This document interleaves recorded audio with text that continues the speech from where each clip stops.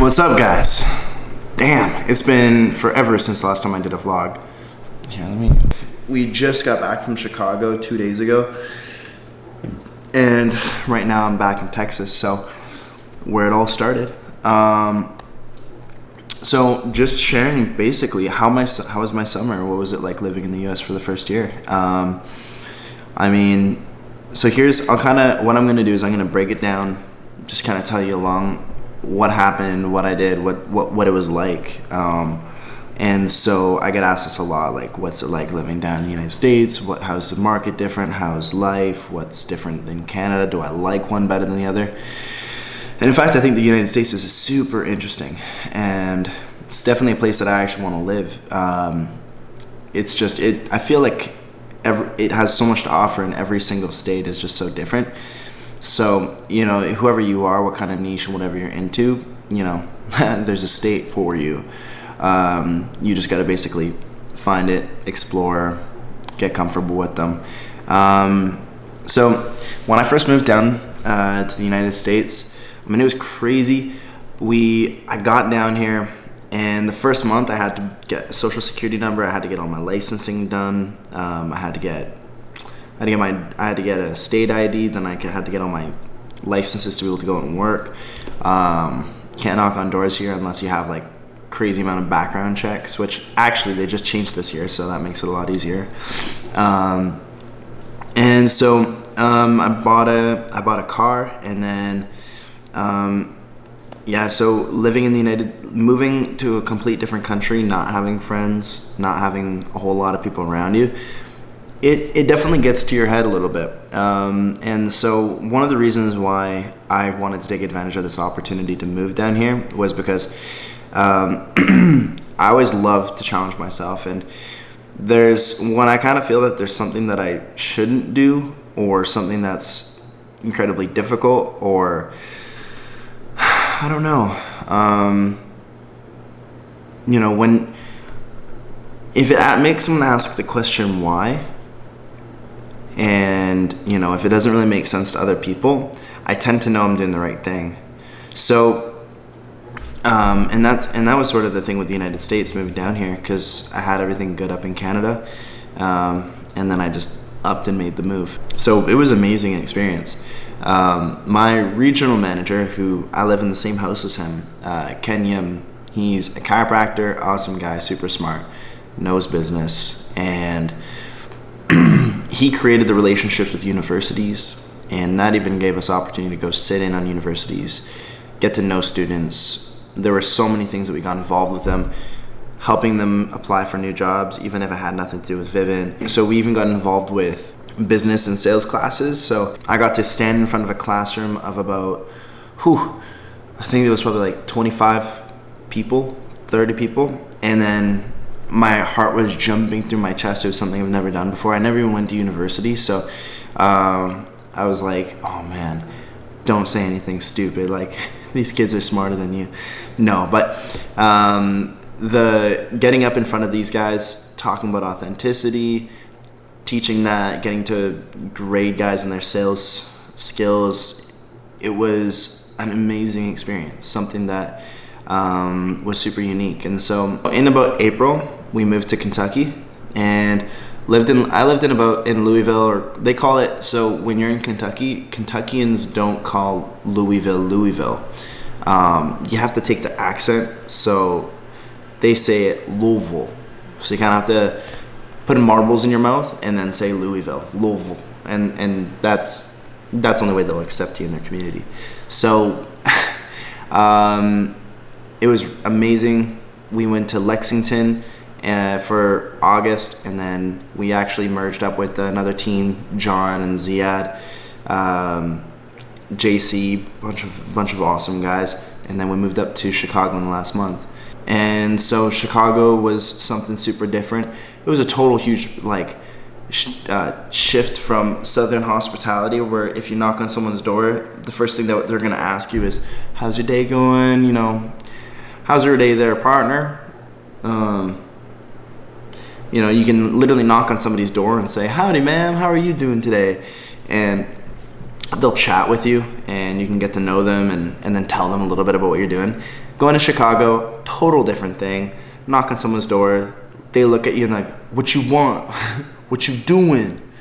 And so it was a struggle, but the cool thing about that, in my third week, I kind of like choked. I got super bad anxiety because I was like, I had an accomplishable, very achievable quota that I had to hit my goals, and I got in my head so much. So what I did was in the last half of the third week, which was the last week and a half of summer, I got into this habit, and it was a really cool thing. I would wake up. One thing and I learned a lot about myself and just how valuable preparation is, and when you get prepared. One thing my stepdad always said, and I hated it when he said it, him and my mom would always say it, which is, if you fail to plan, you plan to fail. And when I would make sure that I was the first one in bed every single night. And so I was the first one to bed, and I'd be the first one up. I'd get up about 6:30 or 7. I would meditate for about an hour, anywhere between 30 minutes to an hour, drink a bunch of water, have a cup of coffee, go to the gym, work out, make sure I sweat for like 30 minutes to an hour again, and then from the gym, grab a smoothie, go out and work. And so that third week, I didn't get any sales installed at all. In the fourth week, continuing my cycles, Monday I didn't sell, Tuesday I didn't sell, and I ended the week with 10. And 10 was one of my best weeks of summer. And it was the last week too. So that was an incredible experience, and something I'm learning about a lot right now is, in my personal studies, is I'm learning a lot about self-sabotage, because there's so much that we program into our mind, and going through meditation, I find that actually will help me a lot figure out, it's sort of when you can really go silent and hear your thoughts and be alone with your thoughts, you can actually realize that the simple self-talk methods you have that's built inside of you, when you can go and analyze them and listen to them, you realize, wow, the way I think, the way I respond, like when I talk about something like, oh, maybe I want to go do this or go do that, your mind almost tells you, with a self-sabotage system, it's going to say like, you can't do that, too difficult, not capable, you're going to fail, or there's a potential failure, you're more secure in this. And so the biggest thing that I've actually been going through and working on my mind is, with meditating and listening to it silently, I'm creating a lot more awareness to it. And with that awareness I have on my self-talk, that's actually helping me become more confident into anything else that I'm doing. And so it's just been a process of different things I've been doing, and that was something that was a huge value adder at the end of the summer there for me. So there's obviously a couple questions, and one of them being, what were some of the things I did really well, and what were some of the challenges that I faced and could do better in. And I'd have to say that things that I challenged with, being alone and with myself throughout the summertime, and not having those friends that, well, first of all, being I joke about it all the time, being an alien in another country. And so it was definitely, I had some of the most loneliest moments that I've ever been through. And, as incredibly hard as it was to go through that, it offered me a lot of exposure to myself, because really, that's just, you should be happiest when you're with yourself. And we always look at it the other way, that we need other people, we need community and all that to be happy. And while community is so powerful and adds a lot of value, you need to be able to be happy by yourself first, and create that strength from inside and not look outside in. And so one of the ways that I managed to work with that, and honestly I haven't really written this up, I'm honestly going by the cuff right now, I'd have to say, so one of the ways that I managed to work through the loneliness and harness that into becoming a strength is when I would wake up. Actually, I listened. One of the biggest turning points was I listened to the book The Morning Miracle. I think Elrod, I don't know. But if you search up The Morning Miracle, I learned about how powerful your morning and your night is. And also, one thing that stood out to me a lot this morning, one thing that stood out a lot to me this summertime was how successful people will visualize their success always before. And it kind of goes in, there's books that I've read where they will talk about how everything happens first mentally and then physically. And so that's something that I really believe in. So I actually created a vision board on my laptop. I wrote down my goals every single morning. I would write down affirmations. I would say them out loud, and I'd cover visualization, and I'd visualize everything. So I'd look at photos of cars, I'd look at pictures of houses, and I would feel what that car would feel like. I would imagine the house, living in the house. And one of the tricks with that is to make it most powerful is to imagine it's already accomplished. You're not wanting it, but it's already accomplished. So you're not having this like need for it, but more of like your feelings toward it are more positive because you are more comfortable with it. And so it's not a question of if, and there's no fear. So doing the visualizing, meditate and then exercise, I ended up weeding out some of those, and I ended up going back down to meditation and exercise. And goals, I found that if you do your goals too often, I found that it would kind of dull them out.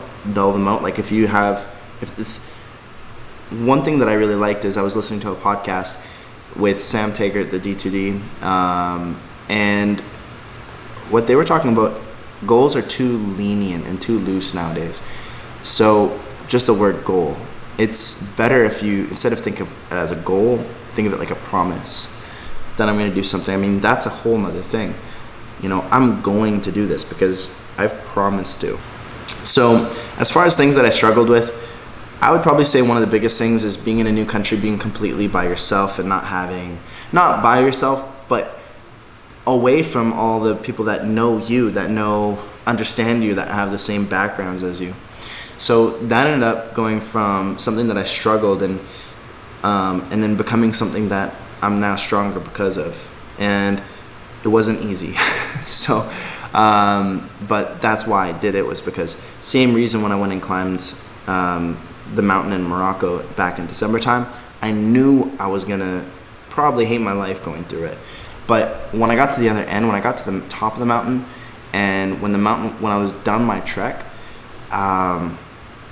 the growth and just the confidence in my ability steps up, and I'm that much more confident and that much more sure of myself. So the biggest thing that I improved this summer with was simplifying my processes, communication, and being more attentive to connection with people. Chris Steed is a top rep in our industry, and he says that rather than trying to, sell the people, what he does is he talks to as many people as he can, and his number one objective is just to connect to people. And that's at the heart of it. That's the most important thing, is because it doesn't matter what relationship you have with someone, if there isn't a connection between you and them, the growth will always have a ceiling to it. And I thought that was just so deep, as simple as it is that it's just connecting with customers. I wouldn't look at them ever as, what am I going to get from this person? Or, I wouldn't think about the product. I wouldn't think about the transaction, but I would know the value of my system. I would know the value of myself that they'd be getting. And then I would get it. And then also by being prepared, I would be out of my head more. And I was excited because I already knew that this customer was going to get taken care of. This summer was insane. I had 101 sales, and the only 102 sales, one canceled. There was a do-it-yourself system that we just mailed to them, and the guy didn't know how to set it up, and he lived in a small town 2 hours away from the city, and so that was ridiculous. But beyond that, no cancellations, none of that. And I'd have to say that I attribute that to the fact that my number one most important thing was to connect to people this summertime. And with that connection, I feel like that's the most important part in anything that you do. And I feel like in sales, that's going to be the most important thing that I'm going to transfer over into next summer is always begin with connecting with people. Put that number one before anything. Because if you can connect with them and if you can be their friend and if you can build a relationship with them, that's something that's going to be a lot more valuable in the long run than just that transaction. Because you get just that transaction, you get money, you can spend that money in one place. It can be gone. It's nothing. But you build a relationship, a connection, trust with somebody, and you never know if or when, but that always comes back around in good karma. And so I'm a big believer in that. I'm just hanging out at home right now. I have tomorrow morning, I'm flying to Vancouver, and I've got a couple days in Vancouver before San Antonio, so I'm gonna try to upload this right away. This was honestly just, I thought it would be a good idea to post something on here. Just kind of talking about what my summertime was like, and I'll probably post more videos coming up just talking to it, and there'll be more going on, but this is really just me warming up to it. So yeah, if you enjoyed this video, if you thought it was cool, let me know. Hit like, subscribe. Stay tuned for the next updates and whatever I'm going to be doing. I'm going to Africa pretty soon here, and then I'll be in South Africa, Ethiopia, Egypt, Germany. Gonna have some wicked stuff, so hopefully I can get you guys some good material, good content, and until then, peace out.